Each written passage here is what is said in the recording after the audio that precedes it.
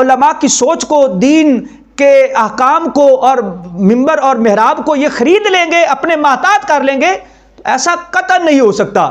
ہاں، یہ ممبر و محراب نہ پہلے کبھی ریاست کے خلاف استعمال ہوئے ہیں اور نہ انشاءاللہ کبھی آئندہ ریاست کے خلاف استعمال ہوں گے، چونکہ اس ریاست کے نظام میں اور اس بنانے میں انہی علماء اور ائمہ کا کردار ہے، اور ائمہ نے ہمیشہ اس نظام کی اصلاح میں اپنا کردار ادا کیا ہے، رہنمائی دی ہے، لوگوں کو قرآن و حدیث کی صحیح تعلیمات سے آشنا کیا ہے، اور حکومت کے